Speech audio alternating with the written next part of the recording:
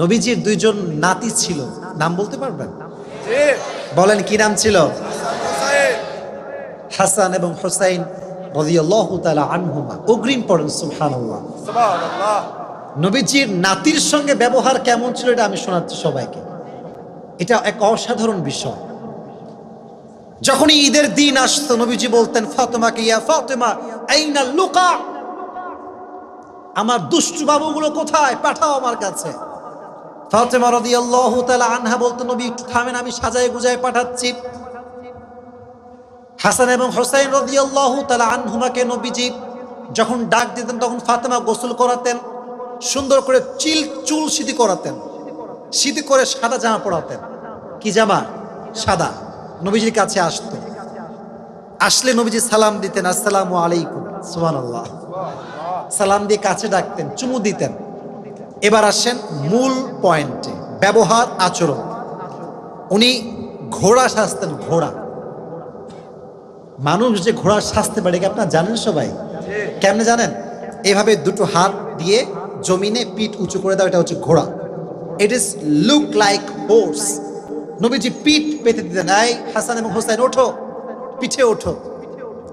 পিঠে উঠিয়ে নবীজি পুরো ঘর ঘুরতেন। এই হাদিসটা পড়ে আমি অবাক হলাম, কে ঘোড়া হয়েছে, কার জন্য ঘোড়া হয়েছে? রহমাতুল লিল আলামিন সাইয়্যিদুল কাউনাইন তার দুই নাতির জন্য ঘোড়ার বেশে প্রস্তুত হয়ে গিয়েছে। সুবহানাল্লাহ পড়েন। ঘোড়াতেন, ঘোরানোর পরে বলতেন, হাসান হুসাইন তোমার ঘোড়া কেমন লাগলো বলো। তো হাসান এবং হুসাইন বলতো অনেক সুন্দর, অনেক চালু ঘোড়া। তো একদিন এভাবে ঘোরাচ্ছে ঘরের ভেতরে, হঠাৎ করে একজন সাহাবী এসেছে, তার নাম হচ্ছে জাবের রাদিয়াল্লাহু তাআলা আনহু। এসে দেখছে নবীজি ঘোড়া হয়ে আছেন, ঘোরাচ্ছে। দেখে অবাক, বলছে ইয়া রাসূলুল্লাহ নি'মাল মাতিয়া, কি অসাধারণ সাওয়ারি, কার পিঠে তারা চড়েছে, আয় হায় হায় হায়, কি সৌভাগ্য তাদের। নবীজি বলছেন জাবের ফানি'মার রাকিবান, খালি সাওয়ারি দেখলে হবে না, সাওয়ারও দেখো কারা?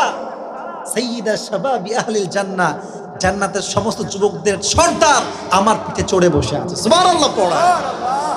খালি সাওয়ারি দেখলেই হবে না ম্যান, সাওয়ারও দেখো। আরেকবার নবীজি ডান কাঁধে নিয়েছে হাসানকে। আপনারা কি বিরক্ত হয়ে গেছেন নাকি? ডান কাঁধে কাকে নিয়েছেন? আওয়াজ নাই, জোরে বলেন কাকে? হাসানকে। বাম কাঁধে নিয়েছেন হুসাইনকে। তৎকালীন সময়ে ঘাড়ে ওঠানোকে বড় একটা অপরাধ মনে করা হতো।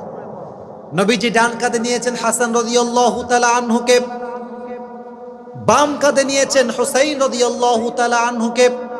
রাস্তা দিয়ে যাচ্ছেন, হঠাৎ করে এক দিহাতি লোক, গ্রাম্য লোক নবীজির সামনে পড়ে গিয়েছে। মনে করেন দেশের প্রধানমন্ত্রী রাস্তা দিয়ে হাঁটছে, তার ডান কাঁধে তার নাতি, ডান কাঁধে তার, বাম কাঁধে তার নাতনি। দেখলে অবাক লাগবে না? কথা বলেন, লাগবে কি লাগবে না? নবীজি ওপেনলি পাবলিক প্লেসে রাস্তার ভেতরে নাতিকে এক ঘাড়ে নিয়েছেন, আর এক ঘাড়ে আর এক নাতিকে নিয়েছেন।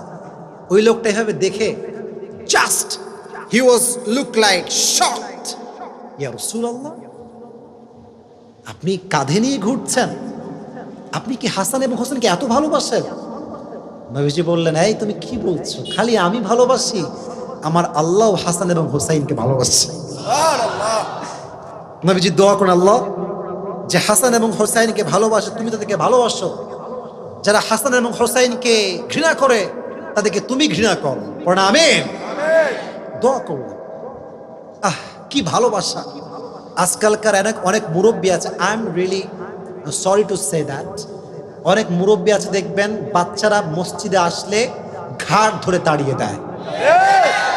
এটা তো এদিকে নাই, মুন্সিগঞ্জে নাই।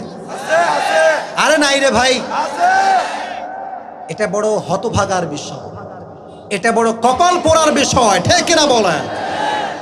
বাচ্চারা মসজিদে আসবে, আপনি পকেটে চকলেট রাখবেন, আসলে চকলেট দিয়ে দিবেন। আমার বাসার পাশে একটা মসজিদ আছে যেখানে আমি নামাজ পড়ি। ছোট্ট একটা ছেলে নামাজ পড়তে আসে, ওর বয়স মাত্র 5 বছর বা 6 বছর হবে। তো অনেক সুন্দর, মানে he is look like Pakistani people, দেখতে পাকিস্তানিদের মতো সুন্দর। তো আমার দেখলে খুব ভাল লাগে। ও মাঝে মাঝে আমার দিকে তাকায়, মাঝে মাঝে আমি ওর দিকে তাকাই, কিন্তু কেউ কারোর সাথে কথা বলি না। কিন্তু আমি জানি না যে সে আমার চেনে খুব ভালো করে। তো একদিন ও বের হয়েছে জোহরের নামাজ পড়ে, আমিও বের হয়েছি। বললাম এদিকে আসো, তোমার নাম কি? বলছে আমার নাম হচ্ছে এইটা। তোমার মা কি করে? বলছে আমার মা জব করে। বাবাও জব করে। বলছে তুমি কি 5 ওয়াক্ত নামাজ পড়ো? বলে হুজুর আমি অনেক আগের থেকেই 5 ওয়াক্ত নামাজ পড়ি। বয়স কিন্তু 5-6 বছর, মানে যা পারে পড়ে। তো বললাম যে তুমি কি আমাকে চেনো? বলছে আপনি তো আসিফ হুজুর। আমি বললাম তুমি আমার ভিডিও কই দেখো? বললাম ইউটিউবে দেখি। বললাম মোবাইল পাইছো কোথায়? বলছে আম্মু যখন রান্না করে তখন আমি মোবাইলে চুরি করে আপনার ওয়াজ শুনি। তো আমার কথা হচ্ছে এটা খুব ভালো তা কিন্তু না। কেন ভালো না? বাচ্চার হাতে ফোন থাকলে যেমন ওয়াজ শুনছে আজকে, কালকে হিন্দি গানও শুনতে পারে, কালকে হিন্দি সিনেমাও দেখতে পারে, ঠিক না? এটা খুব ভালো, আমি খুব গর্বিত তা না। আমার কথা হচ্ছে এই যে আমি কথা বললাম, তারপরে আমি খুব খেয়াল করি ও শুধুমাত্র আমাকে দেখার জন্য আগাগে মসজিদে চলে আসে। আলহামদুলিল্লাহ পড়েন, চকলেট দিবেন, কথা বলবেন। দেখবেন যে ছেলে আজকে নামাজি 5 বছর বয়সে 15 বছর বয়সে একজন আল্লাহওয়ালাতে পরিণত হয়ে যাবে, ঠিক না বলেন? নবীজি সুন্দর ভাষায় কথা বলতেন হাসান এবং হুসাইনের সঙ্গে। একদিন একটা হাদিস মনে পড়ে গিয়েছে। নবীজি নামাজ পড়াচ্ছেন, সেজদায় গিয়েছেন। সেজদায় গিয়ে আর ওঠে না, সেজদায় গিয়ে থেকে গিয়েছেন। সাহাবা একরাম ভাবছে কি রে, নবীজি কি বেঁচে আছে না মারা গেল? সবাই কিছুটা কনফিউজড। হঠাৎ করে একজন সাহাবী সেজদার থেকে এরকম ভাবে চোখ তুলে তাকাইছে। নবীজি কি হয়েছে রে? দেখছে হাসান নবীজির পিঠে উঠে বসে আছে। সুবহানাল্লাহ পড়েন। সুবহানাল্লাহ। তো এই সাহাবী কি করেছে? সেজদার থেকেই হাত বাড়াইছে হাসানকে ধরে নামাবে বলে।